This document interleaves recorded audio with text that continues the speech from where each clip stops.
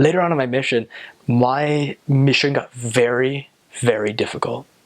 I got very depressed. At some points, I just wanted to give up.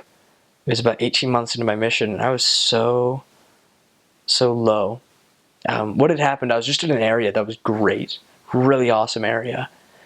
And, I really wanted to baptize a family while I was there. And we were getting close. There were a lot of people that were getting close, but they were not going to be baptized while I was there. And I was just praying and begging the Lord for the opportunity to help convert a family. And I felt the Spirit tell me that I would help convert a family. So I took that to mean that I would baptize a family. But the Lord always fulfills his promises, and they're not always the way that you think they will. So I go to this next area with this intention, to baptize a family. And it's my first week, and I'm with a pretty new missionary. I see this lady walking down the street, and she looked like a meth head. At this point, I was pretty good at identifying them. But I was going to show my companion just how good I was at talking on the street. And this was a newer missionary. And so I'm like, hey, how you doing? Like, yeah, can we give you a card? Can we stop by and share the gospel with you? And she's like, yeah, I'm looking for Christ in my life, and I love that. So yeah, I'll just, how about you guys call me, and I'll call you back when we get something set up. She wasn't willing to give us her address. I was like, okay, yeah, that sounds good. And we call her, and she never calls us back. And we were pretty, I was kind of irritated at first. And so if we start tracking, we just kind of forget about her, right? We start tracking, we knock on her door, or we knock on a door, and she opens the door, like the next street over.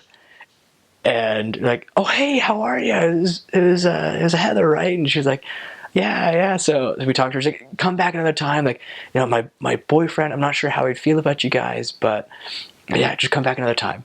Like, okay. So we keep trying by, and we just keep trying by, like, just about every day, right? We're going to see this lady, and they're just not opening the door, right? They hide from us sometimes. We see them hide from us.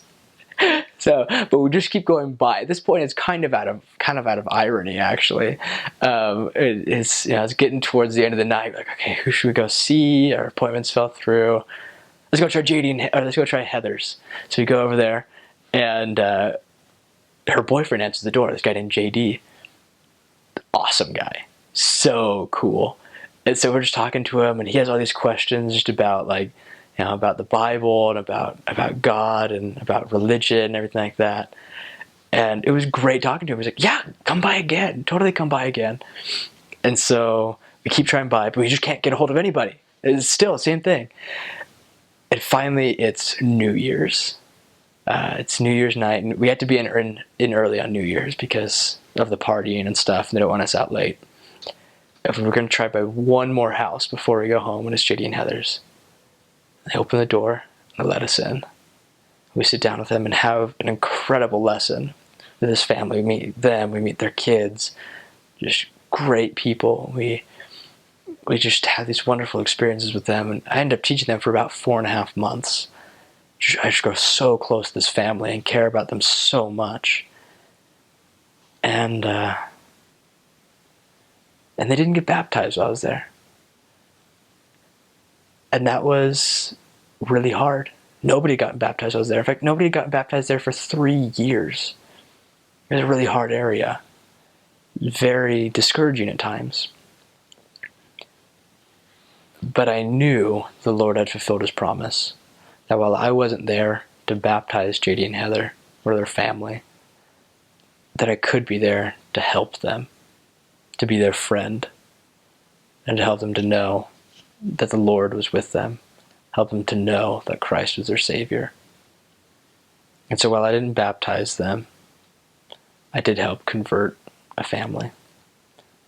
Later, many of them actually did get baptized, including JD's mother, which was pretty cool. I was pretty excited to hear that. The Lord always fulfills his promises.